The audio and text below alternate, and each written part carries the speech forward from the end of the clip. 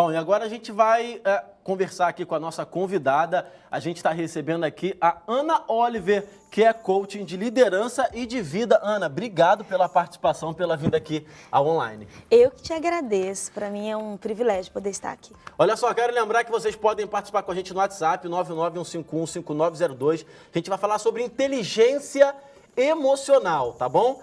Ana, então, para esclarecer, o que é inteligência emocional? Então, a inteligência emocional é a capacidade de organizar os seus pensamentos e os seus sentimentos, pensando com os dois hemisférios do cérebro, o racional e o emocional, que é o hemisfério direito e o hemisfério esquerdo. Basicamente é isso, a inteligência emocional. Então, eu posso dizer popularmente que eu ter totalmente controle do que eu faço, do que eu deixo de fazer, controlando as minhas emoções. Sim, exatamente isso.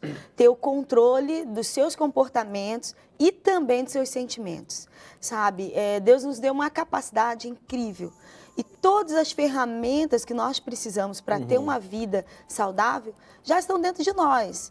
A questão é entender que nós podemos mudar, podemos ser mais competitivos, podemos ser mais moderados, podemos ser mais complacentes, e isso se desenvolve. Inteligência emocional se aprende. Ah, legal. E coaching de liderança e de vida faz o quê? Então, um coach de liderança e de vida, o coaching ele treina ele treina uma pessoa para que ela possa desenvolver essas e outras habilidades. A palavra, o termo coaching, né, no inglês, significa treinador. É basicamente isso, o coaching ele é um treinador emocional. Legal. E aí ele ajuda a eliminar crenças, crenças não no sentido daquilo que nós cremos de religião, mas crenças como coisas que foram formadas, pensamentos que foram formados, como uma verdade absoluta. E muitas vezes isso é a capacidade de nos sabotar. Então, muitas pessoas não conseguem ter um bom desempenho profissional, um bom desempenho em relacionamento com as pessoas, que a gente chama de um network, por causa das crenças que trazem. Crenças essas que são formadas desde a infância. Então, de 0 a 12 anos, onde a plasticidade neural é maior, é onde são formadas as crenças. Então, primariamente, essas crenças, elas se dividem em 3 tipos de crenças. Crença de capacidade, crença de merecimento e crença de pertencimento. As 3 fases das crenças. Nós estamos falando exatamente. Dos 3 tipos de crenças. Então, a crença de merecimento, crença de pertencimento e crença de capacidade. Eu vou te dar um exemplo. Eu falei de plasticidade neural, que é formado desde a infância e de 0 a 12 anos é a maior plasticidade. O que é essa plasticidade? É a capacidade dos neurônios se conectarem e formar, aí são formadas as crenças, né? Vai formar a identidade dessa pessoa. E aí, por exemplo, um pai que não valida o seu filho, que não fala as qualidades, que não comunica o amor, vai gerar nessa criança, nesse filho, crenças. Então, um exemplo, uma criança que vai pegar um copo, e aí ouve da sua mãe, do seu pai ou de alguém que diz assim, não, menino, você não vai conseguir, você vai deixar isso cair, você não consegue. E aí, de repente, ele realmente deixa cair, e aí o adulto grita, e isso vai conectar, porque a emoção é uma das coisas que faz fixar as crenças. As crenças, elas são formadas, fixadas de 2 formas. Por repetição e por alto impacto emocional. Então, você imagina, se houve uma mãe dizendo muito tempo que ele não vai conseguir pegar, que ele vai deixar cair. E aí, na hora que acontece aquela explosão de emoção, qual o resultado? Uma crença de capacidade formada. Então, um coaching basicamente tenta destruir as crenças que foram criadas desde a infância, né? Exatamente. E, de repente, também destruir um ensinamento que um pai teve quando criança e acabou repassando para os seus filhos também. Exatamente. Por quê? O poder da influência, né? Então, o pai, não só os pais, né? Não só pelo comportamento, mas pela sua vivência em si, ele acaba influenciando. Aquilo que o pai não recebeu, ele também não consegue dar para os seus filhos. Então, o coaching ele vai fazer com que essas crenças sejam mudadas. Porque essa criança que se sentiu incapaz de carregar um copo, quando adulto vai se sentir incapaz de repente, falar em frente a uma câmera, cantar, falar em público, desenvolver um trabalho científico, etc, etc. E aí o coaching, ele entra nesse cenário transformando, mudando essas crenças. E com as mesmas ferramentas, da mesma forma que de uma forma empírica, né, sem conhecimento, foi desenvolvida e foi gerada essa crença, o coaching já, com conhecimento científico, com experiências que foram desenvolvidas por milhares de pessoas, ele faz a transformação dessa crença. E essas crenças acontecem, na maioria, pelos pais? Assim, a construção dessas crenças ou escola, amigos, na fase da infância também? Também, e não só na fase da infância. A fase da infância é onde a plasticidade neural é maior, mas a todo momento nós estamos sendo transformados, né? Sim, isso acontece. Legal. Você sabia que nós somos a média das 5 pessoas quais nós mais nos relacionamos? Não entendi, perdão. Você é a média das 5 pessoas quais você mais se relaciona. Os seus amigos... Eu pego um pouquinho de cada um dos meus amigos e trago isso para mim e acabo sendo um pouco disso. Exatamente. Rapaz. Isso é o poder da influência. Por isso que, detendo esse conhecimento, nós podemos escolher muito melhor as pessoas com as nós nos relacionamos. Inclusive... Falaram no meu ponto assim, ó, preciso me relacionar com as pessoas que têm mais dinheiro. Exatamente. Isso é essencial. Sabe uma coisa que eu aprendi? Se relacionam com pessoas que a gente quer ser igual, no caso, né? Exatamente. Aprenda a se sentar em mesa de pessoas maiores que você. Que legal. Porque você vai desenvolver essa habilidade. E ganhar dinheiro é exatamente isso. Tem um livro, Mente Milionária, e a Bíblia também vai falar sobre isso. A Bíblia diz para nós, em Provérbios, assim como você imagina na sua alma, você é. Salmo capítulo 1 vai dizer que você não deve se assentar na roda dos escarnecedores.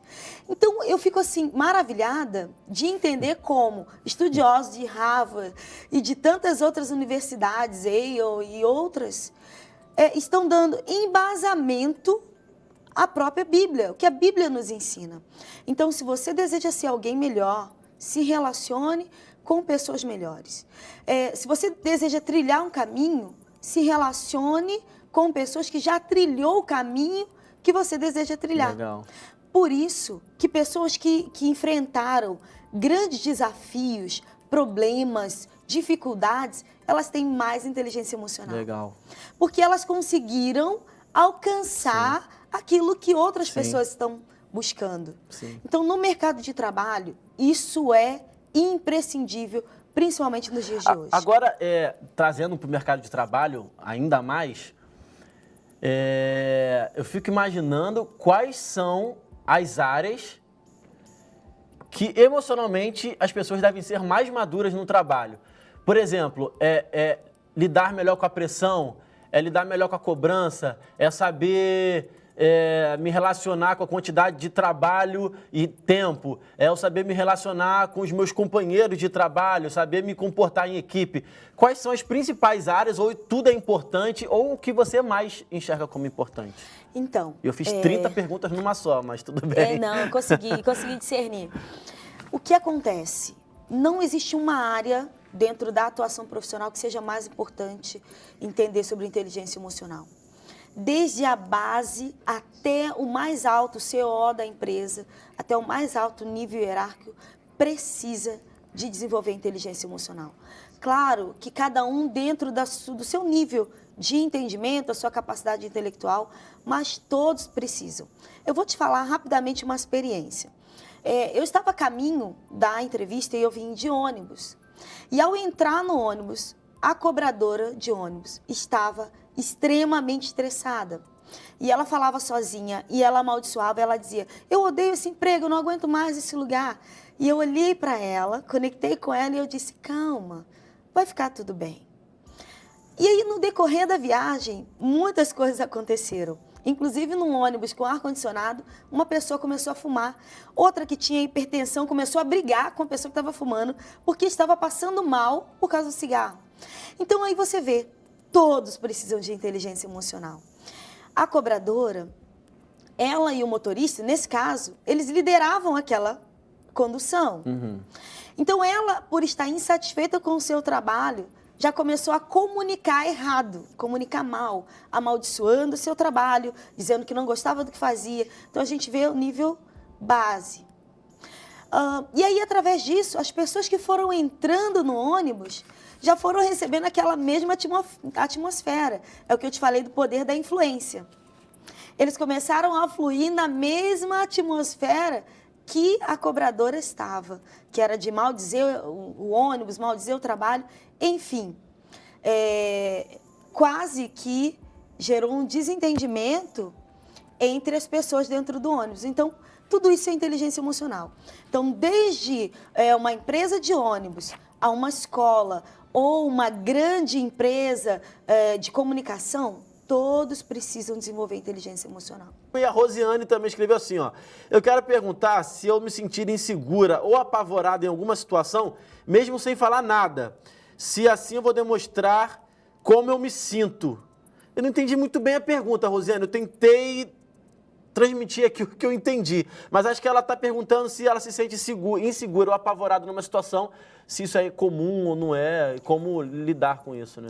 Então, é comum, é muito comum que isso aconteça, que isso ocorra.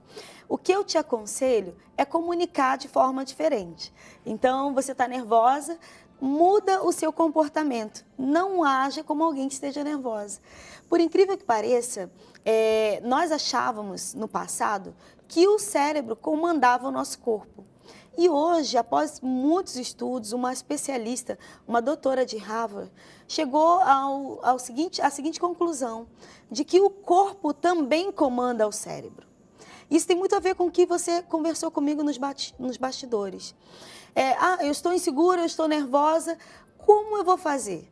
Você não comunica só falando, você comunica com gestos, você comunica com comportamento, com olhar, com sorriso. Então, comunique de forma diferente. Então, aquilo que você não falar e comunicar de forma contrária ao que você está sentindo, é o que você vai transmitir para as outras pessoas. E aí depois você vai dizer, eu estava nervosa. Ninguém vai acreditar que você estava nervosa, porque você conseguiu dominar os seus sentimentos. E isso faz parte da inteligência emocional. Que legal, isso pode ajudar já dentro do trabalho, pode ajudar numa entrevista de emprego também, né? Claro, claro. Imagina numa posição hierárquica de liderança, no momento de tomada de decisão, e ali o chefe demonstrar nervosismo, fraqueza, isso não fica legal. Então, ele vai desenvolver essa inteligência emocional. Um funcionário ou uma pessoa que está procurando um emprego, está tentando entrar no mercado de trabalho, também a mesma coisa, ele pode demonstrar confiança, segurança para o profissional de RH, utilizando técnicas e se fazendo valer da inteligência emocional. Agora, até, Ana, num trabalho, no ambiente profissional, o profissional reconhecer também que não sabe alguma coisa ou que tem dificuldade em outra e querer melhorar aquilo também, isso é uma forma de ter uma segurança emocional também, né? Olha, eu assumi meu erro, eu assumo meu erro, eu assumo que eu não sei tal coisa, eu assumo que eu não sei fazer tal outra coisa, mas assumindo que eu não sei fazer, eu vou tentar melhorar nisso. Isso também é uma forma de inteligência emocional? Sim, sim. Na verdade, pessoas seguras de si, pessoas que têm inteligência emocional, não culpam outras pessoas pelo seu resultado ruim. Então, quem tem problemas com inteligência emocional não vão assumir os seus erros e vão sempre culpar outras pessoas pelas suas falhas ou pelo resultado total da equipe. Quando uma pessoa traz para si a responsabilidade, nós chamamos isso de autorresponsabilidade, e também é a inteligência emocional, ela tem a chave para resolver os problemas. Então, humildade é algo imprescindível para aquele que deseja desenvolver inteligência emocional. Até mesmo porque você aprende, isso se aprende. Então, um líder, ele precisa desenvolver e ele aprende com outra pessoa. De repente, com coaching ou com um profissional dentro da área de psicologia, ele vai aprender isso. E para aprender é indispensável que haja humildade. A prepotência, que é essa capacidade de achar que você pode fazer as coisas sozinho, que é autossuficiente, que não precisa de ninguém, é uma característica de quem não tem inteligência emocional. Legal. E a Ana Oliver falou aqui sobre nervosismo, que consegue direcionar esse nervosismo para algum ponto. Vou confessar algo aqui que acho que todo mundo que trabalha com TV tem um pouco, pessoal de casa, que é o ponto de intenção quando a gente está no ar, por exemplo, né? Eu fico sem jeito quando eu não estou segurando alguma coisa, Ana. Então, assim, segurar alguma coisa me ajuda. Então, meu ponto de tensão basicamente fica na minha mão e eu segurar um papel, segurar um celular, segurar alguma coisa me deixa mais seguro para poder fazer o programa ao vivo, por exemplo. Eu estou com esse papel na mão aqui, às vezes não me serve de nada, viu? Mas ele me ajuda porque eu passo minha atenção toda para o papel. A Gabi, por exemplo, que faz o programa comigo, eu vivo com esse papel na mão. A Gabi, que faz o programa comigo, toda vez que ela faz o programa, Ana, ela fica com o pezinho assim, ó. Ela fica com o pé assim, ó. Sempre. Ela faz o programa todo com o pé assim. Ela fala, não, Evandro, isso aqui é o meu ponto de tensão. Eu passo todo o meu nervosinho pro meu pé e aí eu faço força aqui contra o chão e tal. Isso também ajuda, pelo menos quem trabalha com TV, acho que ajuda pra caramba, né? Ajuda muito e é exatamente isso. Você ancorou as suas emoções no papel. Então, você acredita que você segurando o papel, você se sente mais seguro. A Gabi acredita que colocando o pezinho, até coloquei aqui, tá, Gabi? Em homenagem a você, ela acredita que isso ajuda. Você sabia que no hemisfério direito do cérebro, onde as emoções são desenvolvidas, ali você também desenvolve a música melódica? Aí eu lembrei da Gabi, que a Gabi canta, como eu também canto, e isso é inteligência emocional. Cantar também precisa de inteligência emocional. A gente tem uma imagem na tela aí que, inclusive, a Ana trouxe pra gente, né? Que aí é o hemisfério direito e esquerdo, não é isso, Ana? Exatamente. O hemisfério direito, ele controla as emoções, os insights, ele vai falar da criatividade, música. O hemisfério esquerdo, ele já vai falar da escrita, da lógica, o raciocínio e a música rítmica. Então, é bem interessante porque desenvolver inteligência emocional é ter a capacidade e a habilidade de utilizar os dois hemisférios ao mesmo tempo. Então, você não pode ser só razão e também não pode ser só emoção. Se você for só emoção, você vai errar, você vai falhar por estar agindo só no emocional.